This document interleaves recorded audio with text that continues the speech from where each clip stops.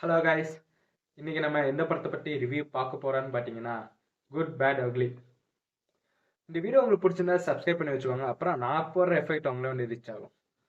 இந்த படத்தோட ஒன்லைனர்னு சொல்லி பார்ப்போம். ரெட் டிராகன் சொல்லிட்டு ஒரு கேங்குங்க. அந்த கேங்குக்கு டான் யாருன்னு சொல்லி பார்த்தீங்கன்னா நம்ம ஏகேரா. டானுக்கெல்லாம் டானு. இந்த கேங்கை பார்த்தாலே எல்லா கேங்குமே பார்த்தா நடுங்கும். அந்த மாதிரி ஒரு கேங்கு.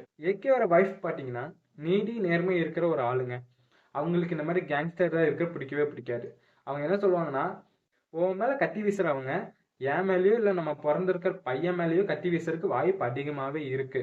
அதனால நீ இந்த கேங்ஸ்டர் தொழில விட்டுறணும், நீ நல்லவனா இருக்கணும், நீயாவே போலீஸ் ஸ்டேஷன்ல போய் சரண்டர் ஆயிரு அப்படின்னு சொல்லி சொல்லுவாங்க. சொன்னோன்னா இவரும் நம்ம ஏகேவும் போலீஸ் ஸ்டேஷன்ல போய் சரண்டர் ஆயிடுவார்.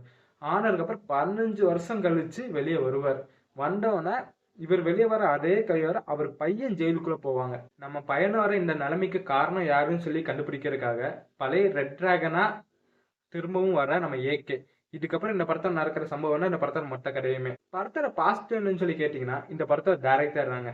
ஃபேன் பை சம்பவம் எல்லா இடத்துலையுமே இருக்குங்க. இன்ட்ரோ சீன் ஆகட்டும், டைட்டில் கார்டு ஆகட்டும், இன்டர்வல் பிளாக் ஆகட்டும், லாஸ்ட் கிளைமேக்ஸ் ஆகட்டும், இது எல்லாமே சூப்பராகவே இருந்துச்சு. குறை சொல்கிற மாதிரி எதுவுமே இல்லை. முக்கியமாக சொல்லப்போனால் இந்த பில்லா அப்புறம் தீனான்னு சொல்லிட்டு சில சில சீன்ஸை வந்து இவர் ரெஃபரன்ஸாக வச்சு இந்த படத்தில் எடுத்திருக்காரு. முக்கியமாக இது ஃபேன் பை சம்பவம் தான். படம் ஃபுல்லாக ஃபேன் பை சம்பவம் தான். எல்லாருமே எடுத்த கேரக்டர்ஸை நீட்டாகவே ப்ளே பண்ணியிருந்தாங்க. குறை சொல்கிற மாதிரி எதுவுமே இல்லை, நீட்டாகவே ப்ளே பண்ணியிருந்தாங்கன்னு சொல்லலாம். மியூசிக் ஆஸ்பெக்டில் இந்த படத்தில் 2 சாங் இருக்குங்க. 2 சாங்குமே ஓகே ரகம் தான். பேக்ரவுண்ட் ஸ்கோர் எல்லாமே நல்லா இருந்துச்சு. சில இடத்துல மட்டும் காது கொஞ்சம் இறைச்சல் மாதிரி கேட்குற மாதிரி இருந்துச்சு. மற்றபடி ஓகே தான்.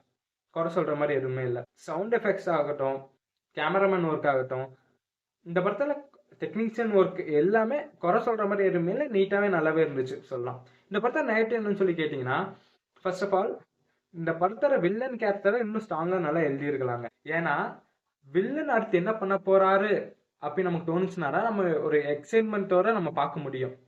இந்த படத்துல வில்லன் அடுத்து இதுதான் பண்ண போறாரு அப்படின்னு சொல்லிட்டு நமக்கு சீன் பை சீனாவே தெரிஞ்சிருது. அது இந்த படத்துல கொஞ்சம் மிஸ்ஸிங்னே சொல்லலாம். சில மாசான சீன்ஸ் நிறையவே இருக்கு. ஃபேன் பை சம்பவம் கண்டிப்பா இந்த படத்துல இருக்கு. ஆனா இப்ப இந்த மாசான சீன்ஸ் வந்துடுச்சுன்னா அடுத்து ஒரு 15 நிமிஷம் 20 நிமிஷத்துக்கு கொஞ்சம் லேகாவே இருக்கு. இவங்க ரைட்டிங்ல அதை பத்தி கொஞ்சம் இன்னும் கான்சன்ட்ரேட் பண்ணி நல்லா பண்ணியிருக்கலாம்னு தோணுச்சு. மற்றபடி நல்ல சீன்ஸ் நிறையவே இருக்கு. கொஞ்சம் நடுவில் வர்ற சீன்ஸ் மட்டும் இனிமே ரைட்டிங்ல கான்சன்ட்ரேட் பண்ணி நல்லாவே பண்ணியிருக்கலாம். இந்த படத்தை ஃபேமிலியோட போய் பார்க்கலாமான்னு சொல்லி கேட்டீங்கன்னா தாராளமா இந்த படத்தை ஃபேமிலியோட போய் தேட்டர்ல போய் பார்க்க வேண்டிய ஒரு படம் தாங்க. அடல்ட் கண்டென்ட் இந்த படத்தில் எதுவுமே இல்லை. ஃபேமிலியோட போய் பார்க்கலாம். ஒன் டைம் வாட்சபிள் தான் இந்த படம். அடுத்த வீடியோவில் பார்க்கலாம் கைஸ்.